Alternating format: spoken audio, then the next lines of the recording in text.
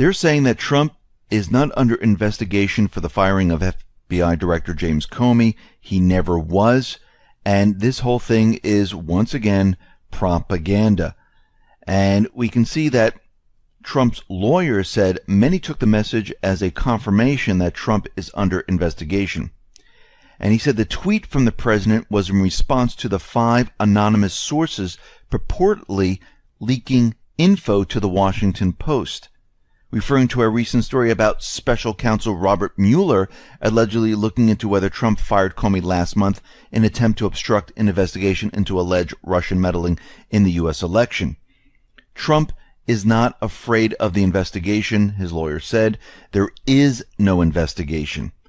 And we can see right now that the corporate media, they are continually pushing their agenda, and they continually use propaganda. Now, CNN was out there, and they were putting up this poll, and they were hoping to get a completely different response, because the poll said, should Trump be investigated for obstruction of justice? Now, they put this up there, and there were something like 2 million or so votes. And it said 70% said no, he should not be investigated for obstruction of justice because there was no evidence whatsoever to support this. Now, CNN, they were saying, well, this poll is really not scientific.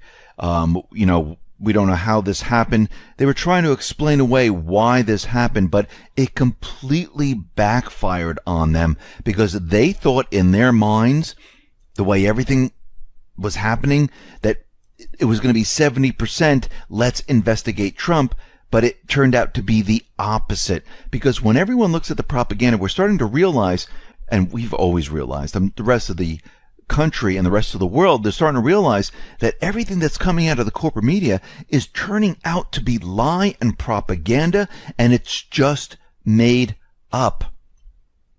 And once people start to realize this, the corporate media, they're going to have a very tough time convincing the world. They're already having a tough time, and it's going to get worse as time goes on.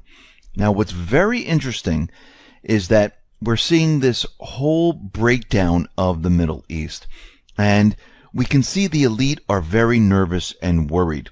Right now, Saudi Arabia and Russia, well, they might be planning a natural gas type of cartel where Russia and Saudi Arabia, they'll be joining efforts to work together, and Saudi Arabia might supply natural gas to Russia.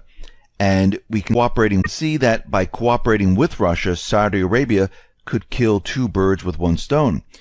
Because the strategy with OPEC, Russia could be solidified while at the same time it holds power over the world's gas sector.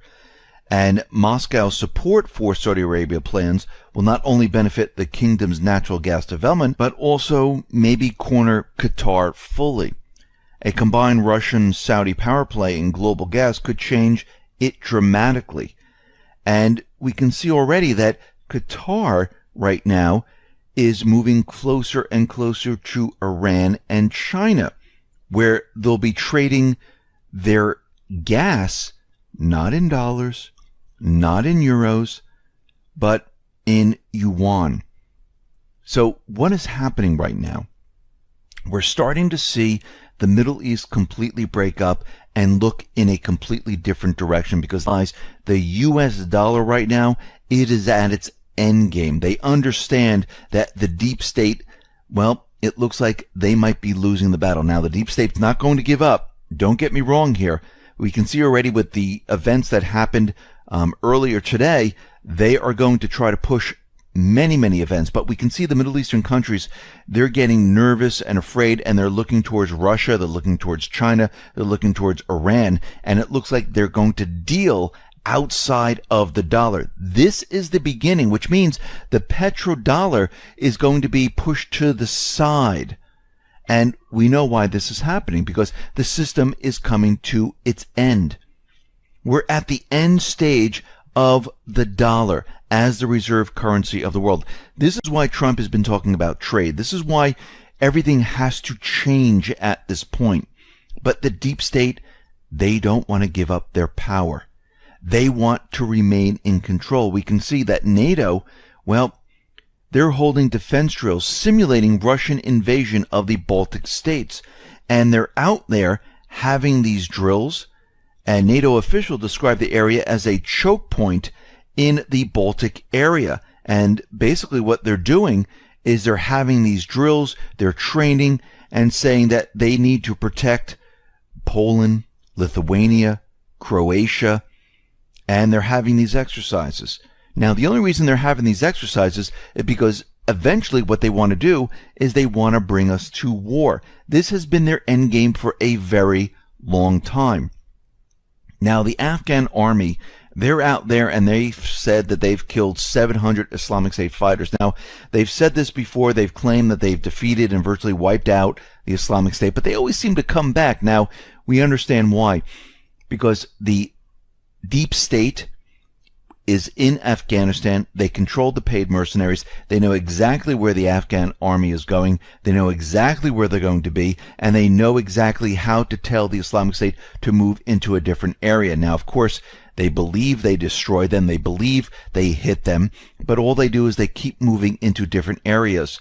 And this is what's been happening for a very long time, not just in Afghanistan, but out in Syria, out in Iraq, and out in Libya, and many other areas. Now, McCain is out there, and he's freaking out because he wants to know what the strategy is in Afghanistan. It's not because that we didn't have a strategy in Afghanistan. He's very nervous that the strategy is going to mean that they're going to go in there and get rid of the Islamic State. He's worried that the strategy is going to be, let's go after the paid mercenaries. Let's go after the poppy fields. Let's go after everything that they established over time. That's what he's worried about. This is why he's carrying on out there that we don't know what the strategy is, because he's very nervous. He's very afraid of the strategy because the strategy is not going to be beneficial to him and to the paid mercenaries, which he's been supporting for a very long time. Now, we see out in Mosul, troops have launched the final mission where they're driving the Islamic State out of Mosul, and it seems like the Iraqi forces are now cleaning up in their country. And we need to understand something very important here, is that the deep state, the neocons, the central bank, they never wanted these wars to end. They never wanted the Islamic State to be beaten. They wanted this to continue on forever and ever and ever. And if you ever listen to all these individuals saying that these wars are going to last forever, there'll never be an end to these wars. We can never defeat fully the Islamic State because they never wanted this to end. Because again, the entire industrial military complex, they make a lot of money off of this.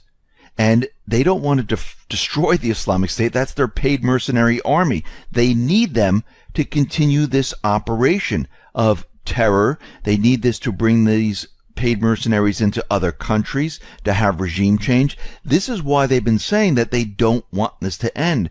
But we can see that times are changing now, where the Islamic State is being pushed back. They're being destroyed. The paid mercenary, they're on their last leg right now, and this is what the deep state is very worried about. Out in the Strait of Hormuz, we see Iran and the Chinese naval forces, they're participating in joint drills. And of course, this is right in the area where the U.S. sails the ships, where they always say Iranian patrol boat is looking to attack. And of course, these are just little tiny boats compared to the major ships that the U.S. has. And it's ridiculous because the U.S. is sailing right outside their territorial waters and sometimes crossing into it, then moving out of it to provoke them.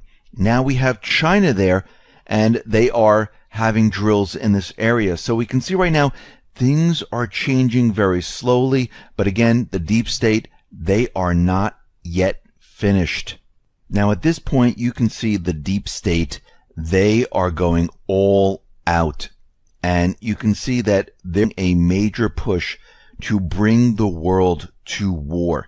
And it looks like they're trying everything they possibly can think of. Now, Saudi Arabia, This is coming out of the Saudi Information Ministry. They're saying that the Saudi Royal Navy foiled an attempt by Iran. They captured Revolutionary Guard Corps. They had explosives on the boat, and they were headed towards their offshore oil fields. Now, let's think about this for a second.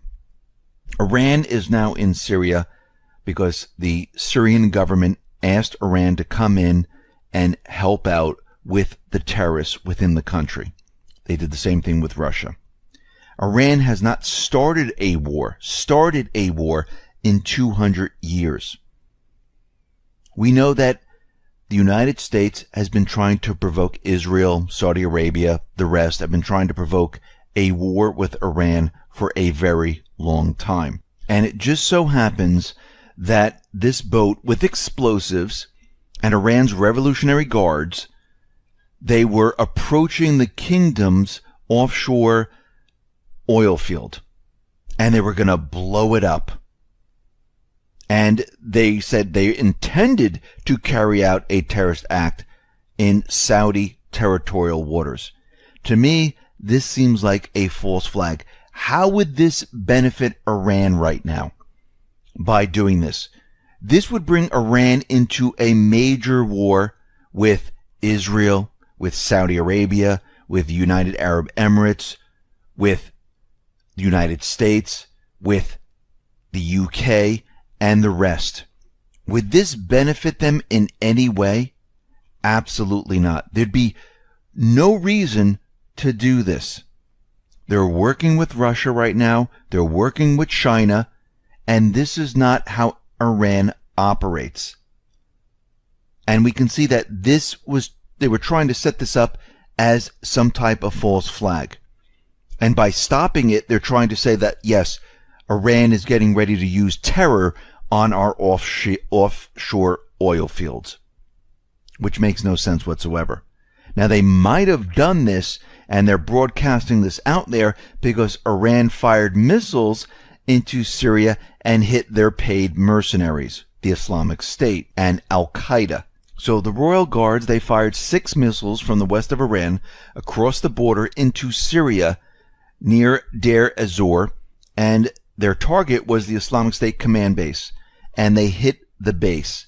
Now, most likely, this is why Saudi Arabia was most likely out there saying that, oh, they're trying to hit us and blow up our oil fields with a terror attack, because they saw what they did and they're trying to basically get them back or try to get this war started.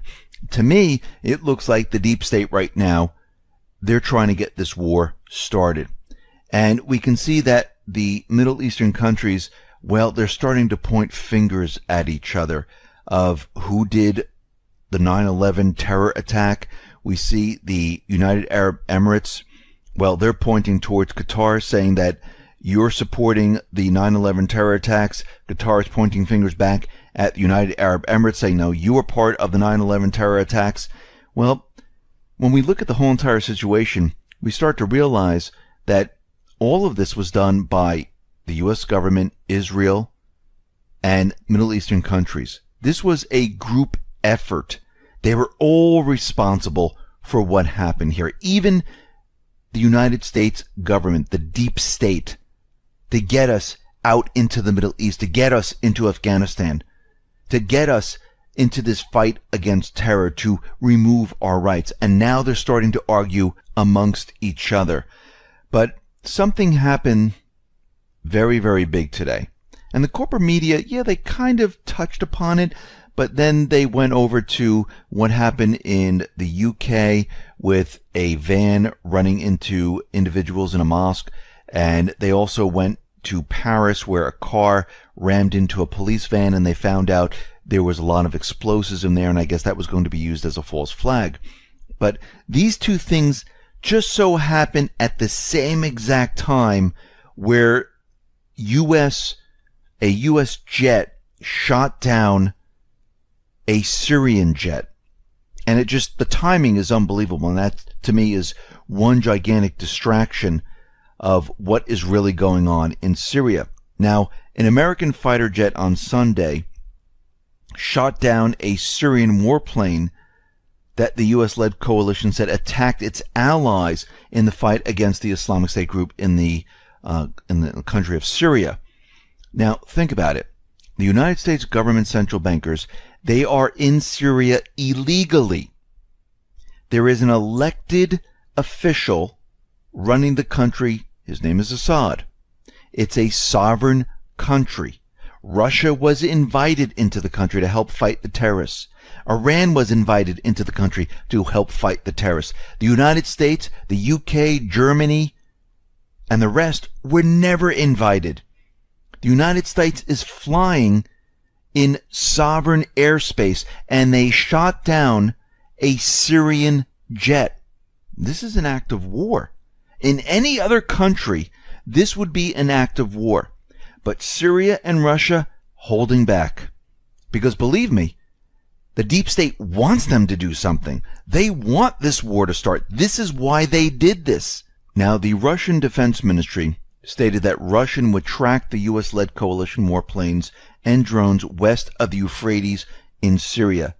The Russian Defense Ministry said the Americans are testing our patience, and this is exactly what the deep state wants. And we can see right now that this is an act of aggression.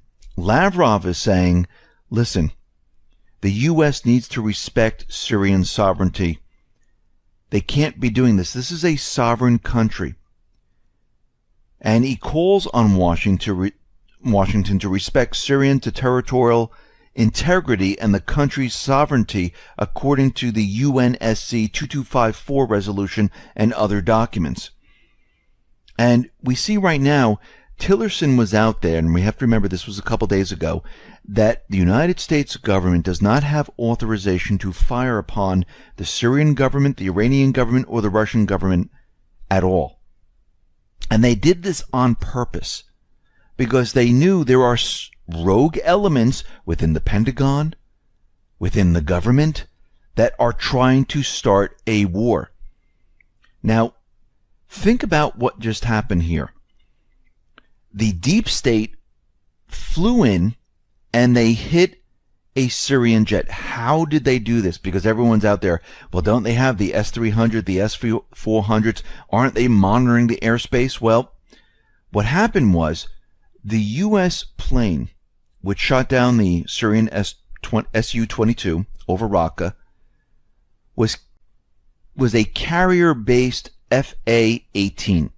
That means the American plane took off from the carrier George H.W. Bush, flew over all of Russia's radar and missile sites in western Syria, shot down the Syrian Su-22 in Raqqa, and then flew right back over all the Russian anti-air sites. And you're saying to yourself, how did they do this? The reason Americans could do so without any worries is because they announced the flight to the Russians through the deconfliction channel, but not their intention to be shooting down a Syrian jet. So they said they were going to be flying a jet through this area. But what was the real intention? Well, they told us. We knew the plane was going to go there. The systems were brought down. They weren't going to track them. They weren't going to fire upon them. Now, the Russians have dropped the deconfliction channel and announced that they will paint all U.S. aircraft in Syrian airspace, which means the entire airspace is now locked down. Now, the deep state, if they fly a plane into this area, it will be shot out of the air. Now, is Russia and Syria actually going to do this? Well, they said they will paint the target. It doesn't mean they're going to be shooting it down. This is the warning. We're going to see how far the deep state's going to take this. But we know from past actions, Putin, we see the Syrians, they know what will happen if they actually shot down a U.S. plane. It would be war. And the deep state would make sure that we go to war. Now, we still have bases in Turkey, the Incirlik Air Base. We also have the U.S. Air Base in the Kurdish-held northern Syria, which is completely illegal. And again, those won't be flying near or crossing the Euphrates because they're not in that area. and they still could use those planes, but we can see most likely they're going to be painting all the different jets, and they'll be tracking all of them to see where they're headed, what they're going to do. Now, the U.S.-backed Syrian Democratic Forces rebels, they vowed to retaliate in case of a Syrian army's attack on their position in Raqqa. Basically, they're trying to maintain their area. And we can see that the Syrian government, well, they don't want the rebels there. They don't want the terrorists there. They want to control that area. That's their country. And, of course, the Pentagon came out today, Navy Captain Jeff Davis, said that, yes, pilots will defend themselves, but we are not looking to get into a fight with Syria. We are looking to calm the situation, the Islamic State, and we'll do a better job in staying away. Now, it looks like they're trying to calm the situation down. The rogue elements in the deep state, they don't want the situation calmed down. They want Trump to do something. This is why CNN is out there, and I believe they have this article where they're saying, wow, he doesn't mention any of this on Twitter, because what they're trying to do is they're trying to trap him into this, where they're pushing him into a war. That's what they want him to do. They want him to go to war for them. And they're trying to push him into this type of situation. Now, we find out that there's more details to what happened here. And it's not what the corporate media is saying. It's not what the deep state is saying. What we're finding out is that the Syrian Su-22 plane that was downed by the U.S. Navy Fa-18 Super Hornet in the area of Topqua in the province of Afka. Now, according to other information, the Su-22, it took off from the airbase, and 15 minutes after it took off, well, it was shot down. It didn't carry out any type of airstrikes. It wasn't even getting ready to have any type of airstrike. It was just shot out of the sky. This reminds me of when Turkey was instructed to shoot down the Russian jet, because if it came very close to the border of Turkey, even though the Russian jet, Turkey knew the Russian jet was going to be there. They had no air-to-air missiles. They only had bombs they were dropping on the Islamic State. And it looks like the U.S. kind of instructed Turkey to shoot down the Russian plane at that time. And this reminds me of the same exact thing that just happened here, where the U.S. warplanes, they fired 2 missiles. One missed. The second one hit the Su-22 in the rear.